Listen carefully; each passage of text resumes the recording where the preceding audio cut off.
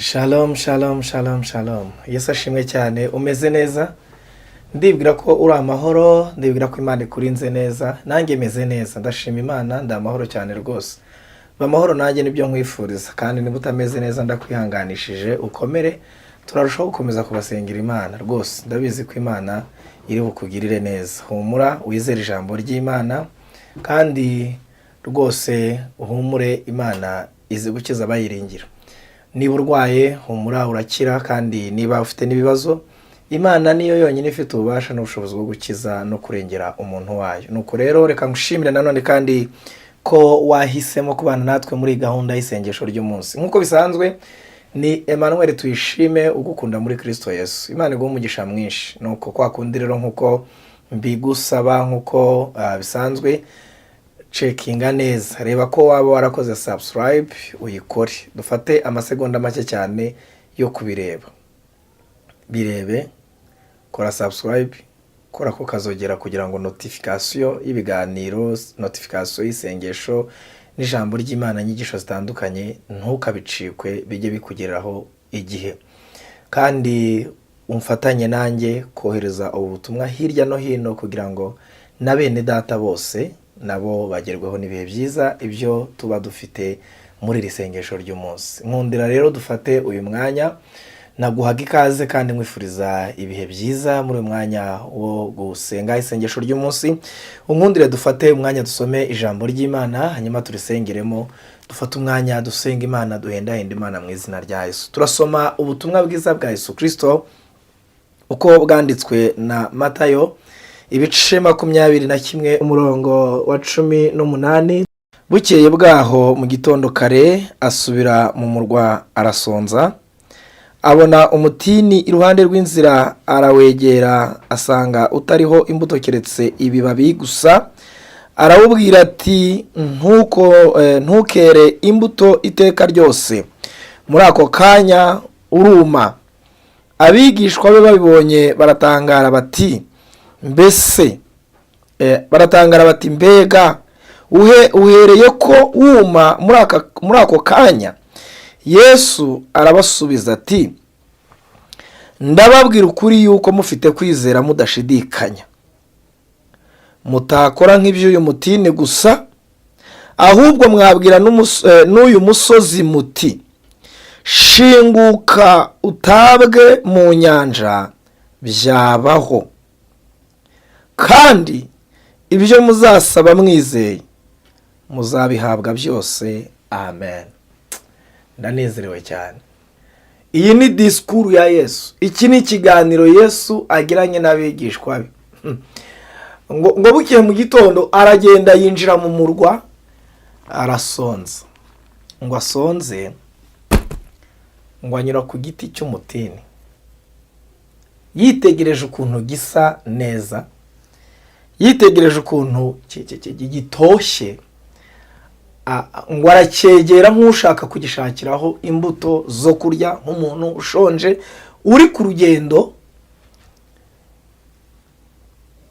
ngo ashakaho urubuto na rumwe, ararubura pe. Ngo aragihindukirana arakibwira ati, wagitiwe, n'ikindi gihe ntuzongere kwera imbuto iteka ryose.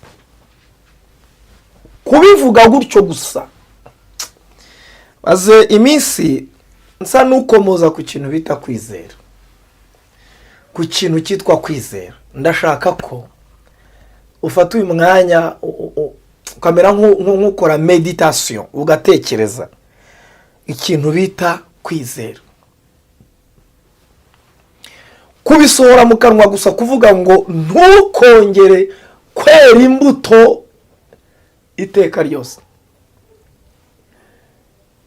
Imizi y'icyo giti yumva ijambo rya Yesu. Imizi minini n'imito, igihimba cy'icyo giti, amashami y'icyo giti, amababi y'icyo giti, indabo z'icyo giti, byose bihera ko biruma.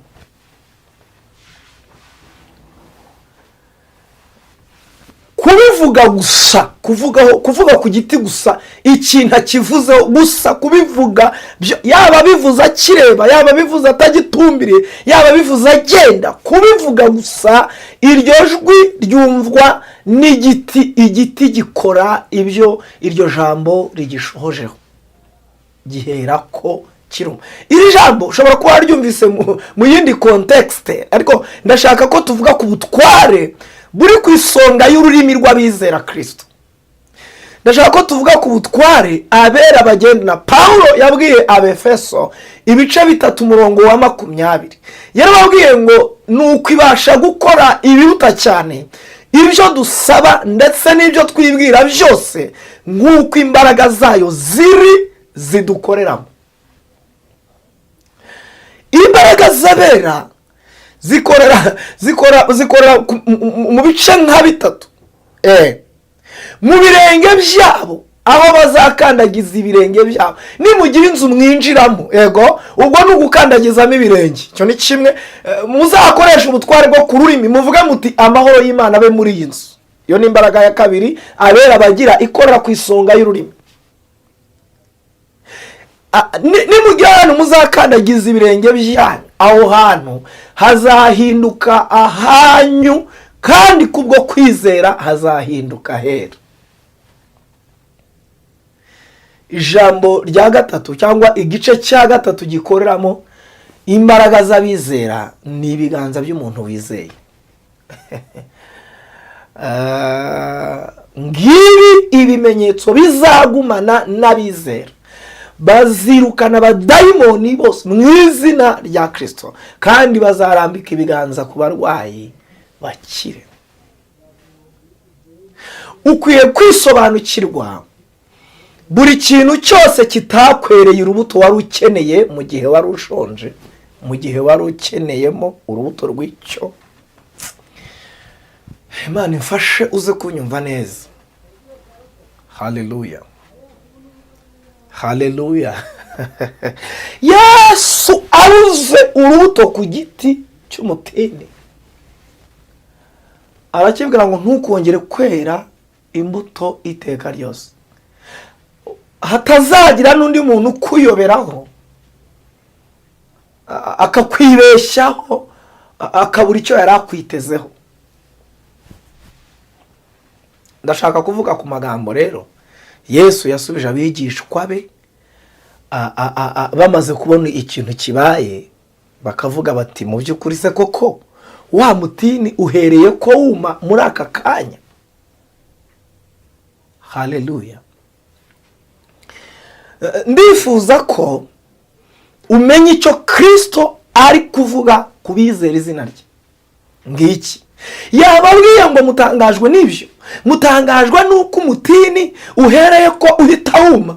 Ndababwira ukuri yuko, yego, mubaye mwizeye ntimushidikanye, ntabwo mwakora nk'iby'uyu mutini gusa. Muri make ntabwo mwakumisha ibiti, muri make ntabwo mwategeka ibingana no kuma kw'ikintu runaka, ntabwo mwategeka ikingana no gupfa urupfu rw'ikintu icyo ari cyo cyose, ahubwo n'umusozi.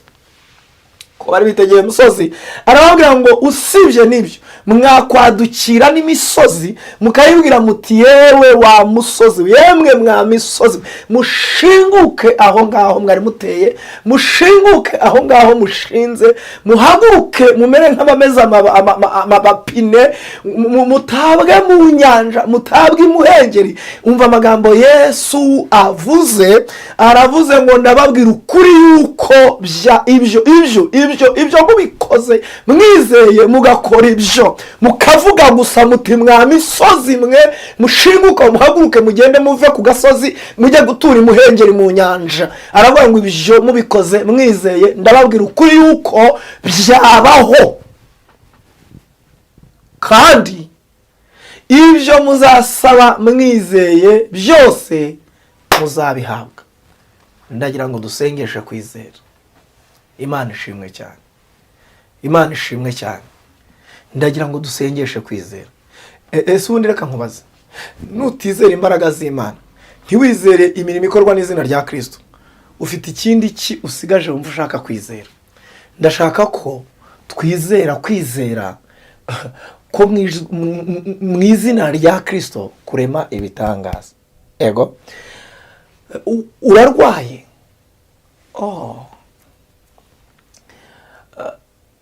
mu nyigisho twateguye turi kugenda tubaha kuri Ntabwoba TV, harimo inyigisho y'umwuzuro w'agakiza.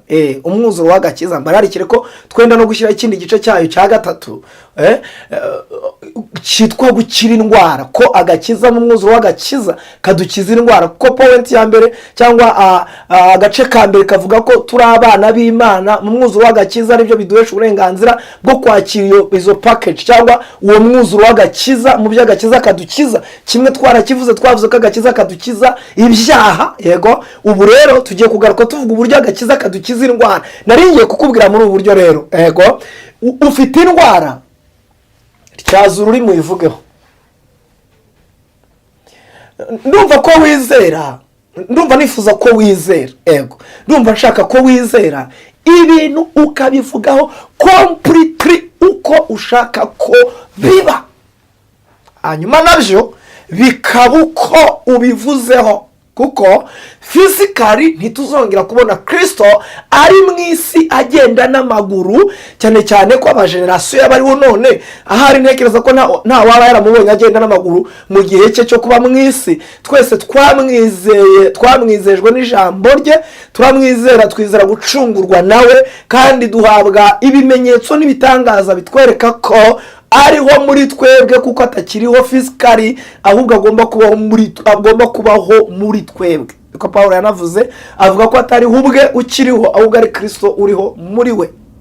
Nuko rero ubwo Kristo ariho muri wowe, emera anakorere, anategekere muri wowe. Bivuga ariko bivugeho, nta kindi wowe bigusaba. Vuga uko wifuza ko bimera, umutini wume, kuko Yesu wumishije umutini wo muri uriya murwa, niwe Yesu nawe ugendana nawe muri kumwe muri iki gihe. Wimukoresha ibintu byoroheje, wimukoresha ibintu biri cheap, wimukoresha ibintu bito. Yesu ko yarari kera n'uyu munsi niko ari. Igituma atagaragara nk'uko yarari kera nuko wowe utashaka kumugaragaza nk'uko yarari kera. Vuga. Maze iminsi numva nakubwira ngo, kandi nabikubwira iteka, atura, vuga, anamiza, gira ikintu bivugaho, wiceceka, wikwiyakira, wikumva kuko kuntu biri ariko byakagombye, ngo n'ubushake bw'Imana, nta jwi ry'Imana wumvise ariko wamaze kubiha definition y'ubushake bw'Imana. Why? Gute? Ubushake bw'Imana nyine gute? Mu buhe buryo? Ndashaka ko dusenga. Aho wasanga atari ubushake bw'Imana, ahubwo ariko abadayimoni babishaka, cyangwa ariko abantu babiragurije, cyangwa ariko abantu babiroze babitongereye. Nawe ukabura aho uriyakiriye. Yego, n'ubushake bw'Imana, n'ubushake bw'Imana. Umva uko Yesu avuze. Haleluya. Ndagira ngo dusenge Imana mu izina rya Yesu. Umbabarire, uzamura igipimo cyo kwizera. Ndashaka ko wizera.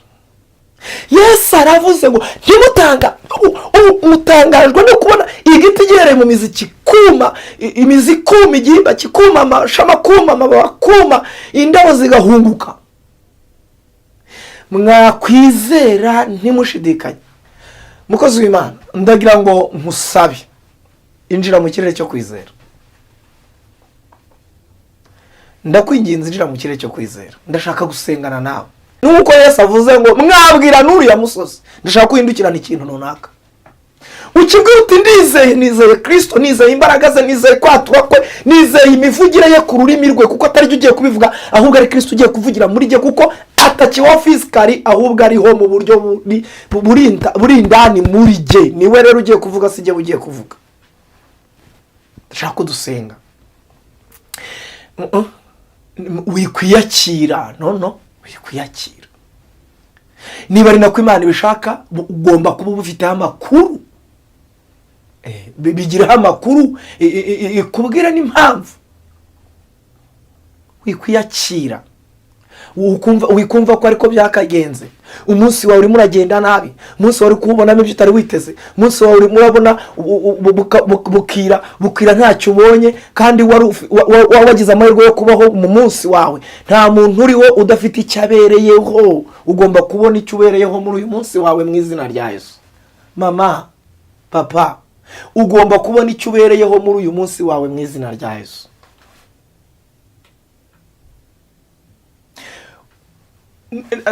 Reka mvugane na Kristo uriho muri wowe. Reka nkwihorere. Reka mvugane na Kristo uriho muri wowe. Tegekesha ubutware. Wibiririmba mu mirongo y'indirimbo n'ibitero byazo. Bishire mu mirongo y'ubuzima n'imibereho ubamo bya buri munsi. Wikwemera agasuzuguro. Kuko Yesu yerekanye ko bishoboka ko ikintu cyose kitari gutanga umusaruro. Yego. Ufite ijambo wakivugaho. Bwira imisozi yakwimye inzira, ikurwe mu nzira zawe, itabwe muhengeri. Bwira imisozi yakubujije aho unyura, ikuvire mu nzira, itabwe muhengeri, ubone aho unyura. Haleluya. Ndagira ngo dusenge Imana mu izina rya Yesu. Kristo aguha umugisha, Imana iguha amahoro, Imana ikwiteho, Imana ikuramburira amaboko. Wowe narinje kukwibutsa ko ibirenge byawe byifitemo imbaraga z'isezerano. Haleluya. Kandi ibiganza byawe byifitemo imbaraga z'isezerano. Yego. N'ururimi rwawe kuvuga, kwatura, kubivugaho byifitemo urwo rugingo rw'ururimi rwawe, uko gusohora ijwi kwawe byifitemo imbaraga z'isezerano. Kwa Yesu dufite ubutware, dufite ubushobozi ge nawe, iyo twizeye amagambo ye nkuko yayatubwiye. Kwa Yesu dufite ubutware ge nawe, dufite ubushobozi iyo twizeye amagambo yatubwiye nkuko yayatubwiye Yesu.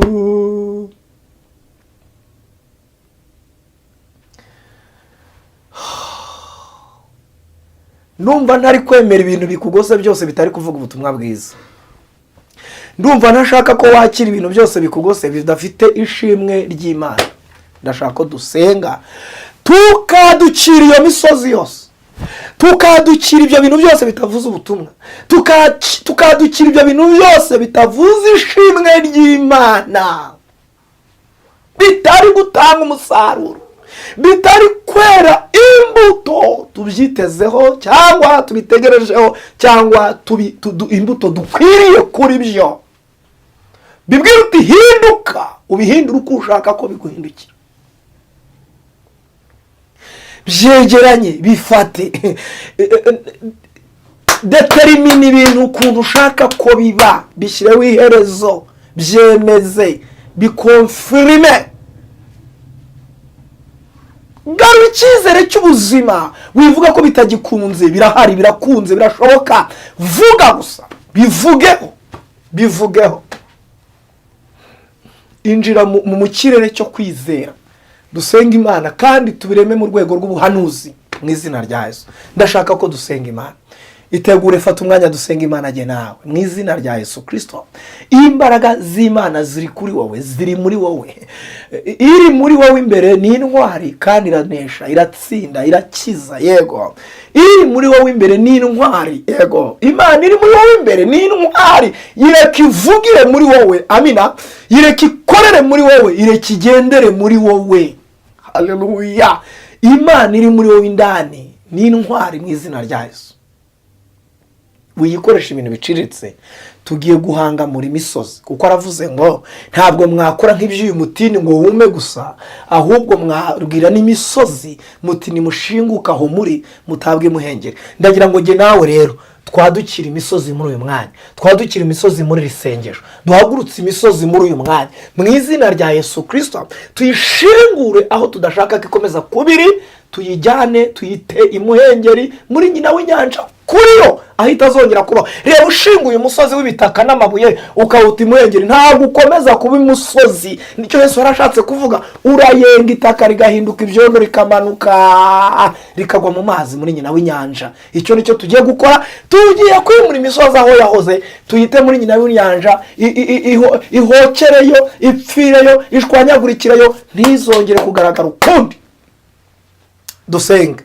Mana, mu izina rya Yesu Kristo, turagushimiye ko uri Imana yashyize imbaraga zayo mu bizera izina rya Kristo. Nuko rero ubwo bimeze bityo, turasenze ngo ubwo Kristo uko yari ari kera n'uyu munsi ariko kandi akaba atari kwari mu buryo buri fizikali, mu buryo buboneka bugaragara bugenda n'amaguru, ahubwo nkaba mpishuriwe kumenya, nkabasobanukiwe kumenya ko Kristo uko yari ari kera n'uyu munsi ariko ari muri jye indani.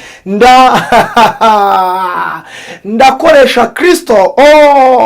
Niba arabaye nk'usinzire muri jye kubera uko namukoreshaga, uko namuvugishaga, uko namugendeshaga, kandi ntashobora guteza akaduruvayo muri jyewe, niko ijambo ry'Imana rivuga. Imana yaravuze ngo, yaridekaraye iravuga ngo niba umunyembaraga izerekana nk'inyembaraga, niba umunyantege nke izerekana nk'inyantege nke, kandi niba umuntu w'ikigoryi nawe ngo izerekana nk'igoramye.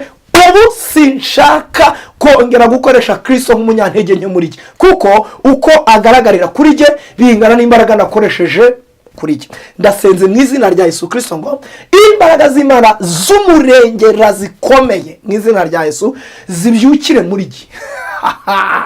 Haleluya we, zihagurukire muri jyewe, zifite imbaraga zikomeye, zifite ubutsinzi, zifite ubutware, zifite ubushobozi, zimenagura ibihome, zikubite hasi ibikuta, zisenye inyubako zitubatswe n'Imana.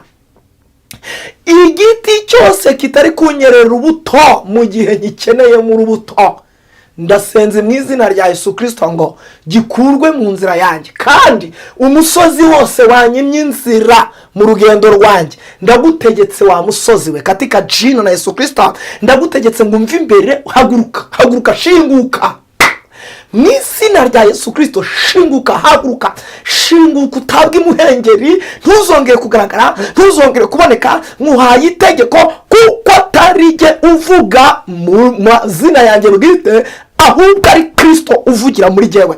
Ndasenze mu izina rya Yesu Kristo, niba igiti cy'umutini cyarumye gere mu mizi, ni nako imisozi iri imbere y'umwene data nyitegekesheje ubutware, nyitegekesheje ubushobozi, nyitegekesheje itegeko rya Kristo imbere y'umuntu w'Imana. Wa musozi w'uburwayi, rekura ubuzima bwe, tabwa imuhengeri, ushongereyo, urangirireyo, uhinduke urwondo. Wari umusozi munini, ndagukura imbere ye, wise indwara idakira, ndagukura mu buzima bwe mu izina rya Yesu Kristo, utabwe imuhengeri.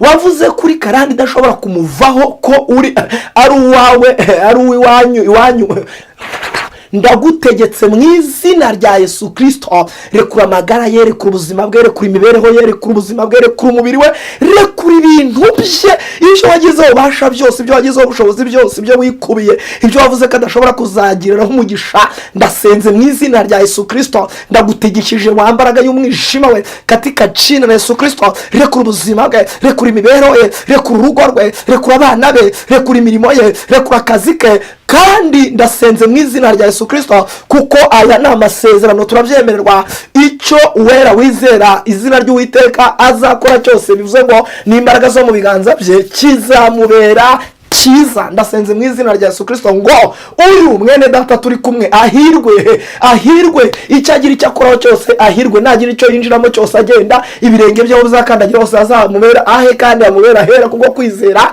Ndasenze mu izina rya Yesu Kristo, kandi ururimi rwe ikintu uri kwatura, ururimi rwe ikintu uri kuvuga mu izina rya Yesu Kristo nikimubera icyo ngicyo, kuko atari uri kuvugira muri we gusa, ahubwo ari Kristo uri kuvugira muri we. Kandi mu izina rya Yesu Kristo ibi arabyizeye ku ijambo Kristo aravuze ngo, kandi nimugira icyo musaba mwizeye muzagihabwa, nimugira ibyo musaba mwizeye byose, ibyo muzasaba mwizeye byose muzabihabwa byose. Ndasenze mu izina rya Yesu Kristo ngo ubwo dusabye dutya ngo iyi ndwara nikire, katika jina la Yesu Kristo, sohoka mu mubiri we iki gihe cyo kuba umushomeri, iki gihe cyo kuba umuntu uriho adafite icyakora, iki gihe cyo kubaho ameze nk'urinda urugo, ari umuntu w'umugabo, ari umuntu mukuru. Ndasenze mu izina rya Yesu Kristo, imbaraga z'Imana kubw'iri sengesho naduciriye uwo musozi wo kutagira icyo gukora.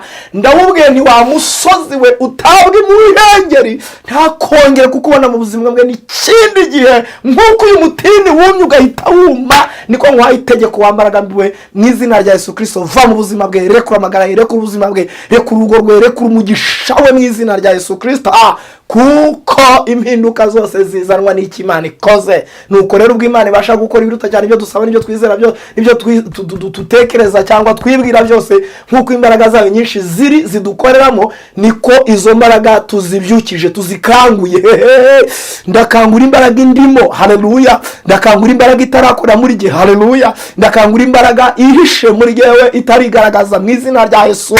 Iyo mbaraga yo kwizera ndayikanguye mu izina rya Yesu Kristo, ngo ntiyadukira imisozi y'ibidashoboka, imisozi y'ibyananiranye, imisozi y'ibigize igihe kinini, imisozi y'ibifite igihe kinini, bifite uburambe ku buzima bwanjye, byibwiye ngo birarambye, ngo bimaze igihe, ngo byaragafashe, ngo byaranyiboneye, ngo byaranyigaruye. ndagutegetse mu izina rya Yesu, iri hame ndarimenye muri uyu munsi, iri hame ndarimenye muri iki gitondo, iri hame ndarimenye mu izina rya Yesu. Imbaraga z'Imana zikomeye katika jina la Yesu Kristo. ndabimenye ko ku rurimi rwanjye hari imbaraga zitegeka imisozi kariduka, ku rurimi rwanjye hari imbaraga zitegeka imisozi gashinguka, rishinze igatabwa imuhengeri. yewe kintu cyose kitavuga ubutumwa, yewe kintu cyose kitavuga izina ry'Imana, yewe kintu cyose kitavuga ishimwe ry'Imana, rekura ubuzima, rekura imibereho, rekura ubugingo bw'abera mu izina rya Yesu Kristo. Igihe umaze mubananiza, igihe umaze unaniza uyu mutima we, ndagutegetse mu izina rya Yesu, rekura ubuzima bwe mu izina rya Yesu Kristo. Rekura umutwe we abe muzima uhere none ahangaha, orosoka ku mutwe we yumve amagara ye agarutse. Ndasenze mu izina rya Yesu. Rekura mu nda he yumve amagara yo mu nda agarutse mu izina rya Yesu Kristo. Rekura igituza cye mu izina rya Yesu Kristo. Rekura ubuzima bwe bw'umutima, rekura ubuzima bwe bw'ibihaha, rekura ubuzima bwe bw'impyiko. ndasenze mu izina rya Yesu Kristo ngo uhereye none ahangaha ibi tuvuze bitubere bityo, kuko Yesu avugiye muri twebwe, kandi ko atazongera kuza agenda n'amaguru, ahubwo tuzagendesha amaguru yacu we ari indani muri twebwe, nk'uko isezerano rye riri. ndagushimiye mwami Yesu, ndagushimiye kuko ziruta cyane ibyo dusabye. ndagushimiye cyane ko wadukiriye imisozi niyo tutarebeshaga amaso yacu. ndagushimiye ko wadukiriye imisozi niyo mu bihe bitaraza. ndagushimiye ko wadukiriye imisozi dukoresheje iri sengesho muri iki gihe n'igihe kizaza, mu izina rya Yesu Kristo. izina ryawe nirihimbazwe Jehova, ko wadukiriye imisozi iriho none n'imisozi y'ibihe bizaza, kugira ngo abera babeho bakorera Imana mu buryo bubohotse budafite birantega izo arizo zose, mu izina rya Yesu Kristo. ndagushimiye ko ubikoze, ndagushimiye ko ubikore kwibasha, ndagushimiye ko ubiremye, ndagushimiye ko ubishyizeho, ndagushimiye ko ubitweretse, ndagushimiye ko ibiti byose bitatangaga umusaruro byumiye imbere yacu n'imisozi gashinguka ikabitawe imuhengeri, kugira ngo byerekane ko imbaraga za Kristo zigikorera mu bizera, kandi ko uko Kristo yari ari kera n'uyu munsi ariko ari, kandi ko ariko azahoraho iteka ryose. ndagushimiye Kristo ko ubikoze kandi ubikore kwibahisha. nuko icyubahiro kibi cyawe ishimwe abera ubaremeye muri uyu munsi dusengeye, turasenze mu izina rya Yesu ngo iri shimwe riza, rishimwe ryuzuye, uhereye mu mizi, mu gihimba, mu mashami, mu mababi no mu ndabo, mu izina rya Kristo Yesu. turagushimiye ko utugiriye neza, izina ryawe nirihimbazwe. uyu munsi ndawusengeye ngushyize mu biganza byawe. uyu munsi wa mwene data ugengwe nawe, kandi ukuntu yifuza kumuberera aba ari kumubera, kuko uri Imana ijya itwumva kandi ikadutabara ikaturengera. Uwiteka nawe ntatinda kutwumva, ni kumuririmbyi yaririmbye. izina ry'Imana yacu nirihimbazwe, izina ry'Imana yacu rishyirwe hejuru, kubwa Yesu Kristo umwami wacu. Amen. Yesu aguha umugisha, Imana iguha amahoro, Imana iguhe isumbwe, Imana ishyire itandukaniro hagati y'uyu munsi n'indi minsi yose unyuzemo. Imana iguha umugisha mu izina rya Yesu. Ntiwibagirwe gukora share, ntiwibagirwe gukora like, ntiwibagirwe gukora subscribe niba utarayikora. Imana iguha umugisha, ukomeze ufatanye natwe kuvuga ubutumwa bwiza no gutuma impumuro ya Kristo igera hirya no hino ku isi. Yesu aguha umugisha, ni mwene so ugukunda muri Kristo Yesu. Amen. Amen.